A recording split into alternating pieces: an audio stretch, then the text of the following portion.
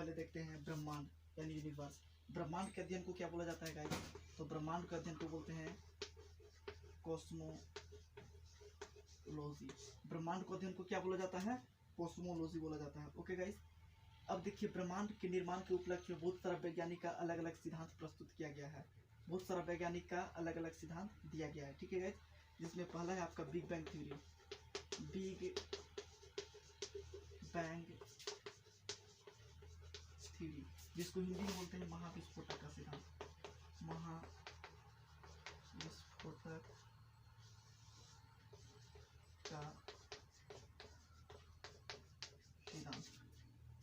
और ये जो महाविस्फोटक के सिद्धांत यानी बिग बैंग थ्योरी है, वो दिया गया था आपका जॉर्ज लेमेंटियर के द्वारा। अब जॉर्ज लेमेंटियर के द्वारा जो है ये थ्योरी दिया गया था। ये बहुत बार एग्जाम में पूछ चुका है गाइस कि बिग बैंग थ्योरी किसके द्वारा दिया गया है या ब्रह्मांड के अध्ययन को क्या बोला जाता है? तो कॉस्मोलॉजी। और ये थ्योरी किसके द्वारा दिया गया था? जॉर्ज लेमेंटियर के द्वारा। एक और थ्योरी वो भी बहुत बार एग्जाम में पूछ चुका है, हेलियोसेंट्रिक का थ्योरी। हेलियोसेंट्रिक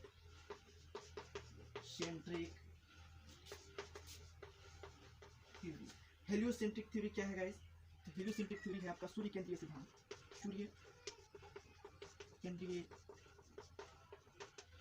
हेलियोसेंट्रिक थ्योरी यानी हेलियोसेंट्रिक थ्योरी को हिंदी में हम बोलते हैं सूर्य केंद्रीय सिद्धांत। इसको जो प्रपोज किया था वो कोपरनिकस ने किए थे, और वो बताया था कि सूर्य जो है पृथ्वी के पूरा ब्रह्मांड के केंद्र में है। ठीक है, और चारों तरफ बहुत सारा उल्का पिंड, बहुत सारा ग्रह इसके चक्कर लगाते रहते हैं। वो बताए थे कि ब्रह्मांड के केंद्र में कौन स्थित है? सूर्य स्थित है। इसलिए इसको हेलियोसेंट्रिक थ्योरी बोला गया यानी सूर्य केंद्रीय सिद्धांत बोला गया। और थर्ड में है आपका जियोसेंट्रिक थ्योरी। जियोसेंट्रिक थ्योरी, जिसको प्रपोज किए थे टॉलमी ने।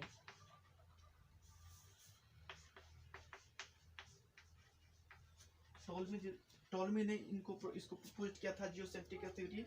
जियोसेंट्रिक थ्योरी को प्रपोज किए थे टॉलमी ने, और इसको हिंदी में हम पृथ्वी केंद्रीय सिद्धांत बोलते हैं। पृथ्वी केंद्रीय सिद्धांत यानी इसके अनुसार है गाइस कि पृथ्वी जो है ब्रह्मांड के केंद्र में है, और इसके चारों तरफ सभी ग्रह हैं, उनका पिंडे, बहुत सारा धूमकेतु चक्कर लगाते रहते हैं। इस प्रकार से ये दिया था आपका टॉलमी, जिसको हम जियोसेंट्रिक का थ्योरी बोलते हैं। ठीक है, और ये बहुत इंपॉर्टेंट है। जियोसेंट्रिक थ्योरी किसके द्वारा दिया गया था? तो टॉलमी के द्वारा। इसके अनुसार क्या है कि पृथ्वी केंद्र में है, पूरा ब्रह्मांड के पृथ्वी केंद्र में स्थित है। इस प्रकार से इस थ्योरी के अनुसार टॉलमी ने बताया था सूर्य केंद्र में है। ये बताया था आपका किसने बताया था? ये कोपरनिकस ने। कोपरनिकस, ये बताया था कोपरनिकस कि सूर्य केंद्र में स्थित है। लेकिन जॉर्ज लेमेंटियर क्या बताया था? बिग बैंग थ्योरी दिए, जो महाविस्फोटक के सिद्धांत जिसको हम बोलते हैं। यानी इसके अनुसार क्या है कि पहले ब्रह्मांड एक बहुत बड़ा गोला था। ठीक है, जिसको लाइमन अल्फा ब्लॉब्स भी बोला जाता है। पृथ्वी जो ब्रह्मांड है, ब्रह्मांड एक बहुत बड़ा गोला था, और उसमें जब विस्फोट हुआ तो सूर्य, तारा, पृथ्वी इत्यादि एक्सेट्रा चीज का उत्पत्ति हुई। ठीक है, तो ये बताया था आपका महाविस्फोटक का सिद्धांत जॉर्ज लेमेंटियर। ये भी बहुत इंपॉर्टेंट है फ्रेंड्स। अब हम जानेंगे कि मान लीजिए कि ये आपका ब्रह्मांड है। ठीक है, ये आपका क्या ब्रह्मांड है, और ब्रह्मांड के बाद आपका आता है गैलेक्सी। ये क्या आता है? गैलेक्सी। ये आपका मान लीजिए ये आपका है ब्रह्मांड। क्या है गाइस? ब्रह्मांड। ब्रह्मांड के बाद क्या आता है? गैलेक्सी। क्या आता है? ब्रह्मांड के बाद Galaxy.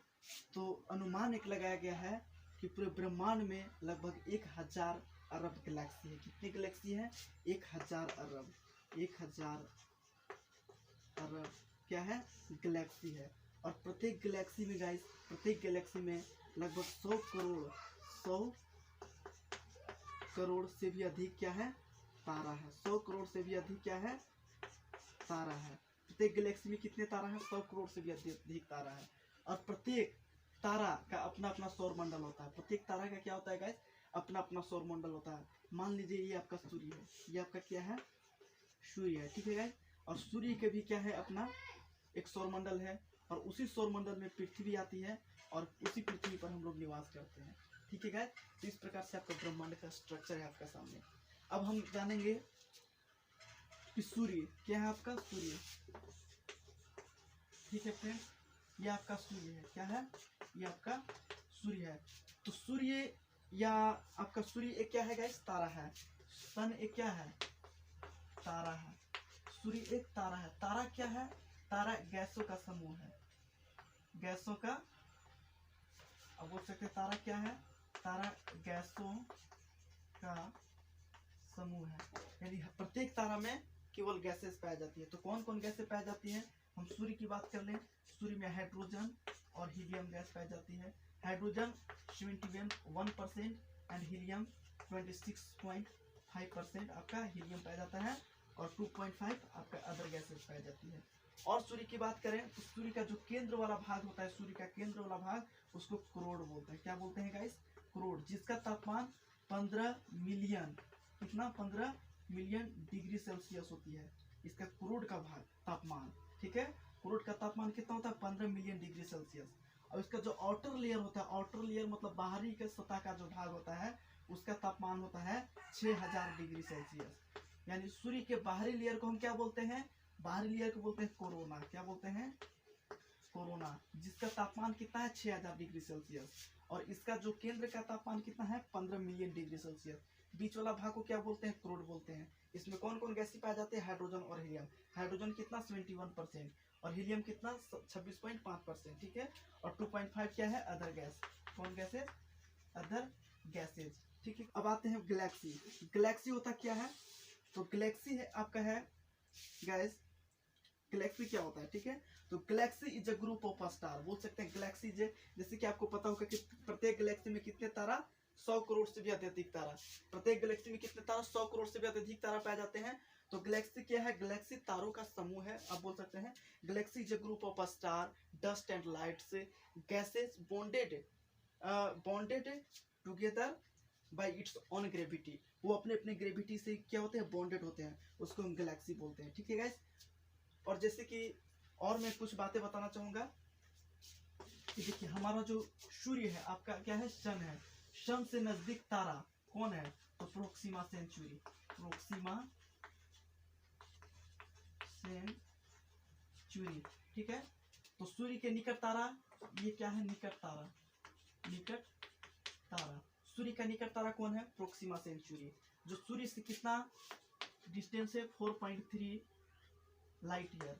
4.3 LIGHT light year, 4.3 light year. अब हम लाइट ईयर की बात करते हैं गाइस, तो एक लाइट ईयर बराबर कितना होता है? तो 1 लाइट ईयर बराबर 9.461 इंटू 10⁻12 होता है। ये क्या होता है? 1 लाइट ईयर इक्वल टू इतना होता है। ठीक है, और सूर्य से देखिए फिर से हम रिवीजन करते हैं। सूर्य के निकट तारा प्रोक्सिमा सेंचुरी जो 4.3 लाइट ईयर डिस्टेंस से, कितना सन से आपका डिस्टेंस है इसका, और 1 light year equal to 9.461 into 10⁻12 होता है। अब आपका देखिए हम जिस गैलेक्सी में रहते हैं फ्रेंड्स, हम जिस गैलेक्सी, हमारा जो सूर्य जिस गैलेक्सी में रहता है उस गैलेक्सी को हम बोलते हैं मिल्की वे। कौन वे? मिल्की वे। और हिंदी में इसको दुग्ध मेखला या आकाश गंगा, क्या? आकाश। इसका आकार जो है गाइस, शेप, इसका शेप जो है सर्पिला होता है। कैसा? सर्पिला। आप इंग्लिश में बोलते हैं स्पाइरल। इसका शेप कैसा होता है? स्पाइरल है, यानी सर्पिला है। अब हम लोग का जो गैलेक्सी है आपका, ये गैलेक्सी कौन? मिल्की वे। तो मिल्की वे से नजदीक जो गैलेक्सी है उसका क्या नाम है? तो उसका नाम है एंड्रोमेडा। क्या नाम है? एंड्रोमेडा। ठीक है, एंड्रोमेडा उसका नाम है गाइस। किसका? गैलेक्सी का नाम। जो मिल्की वे है उसका नजदीक गैलेक्सी का नाम क्या है? एंड्रोमेडा।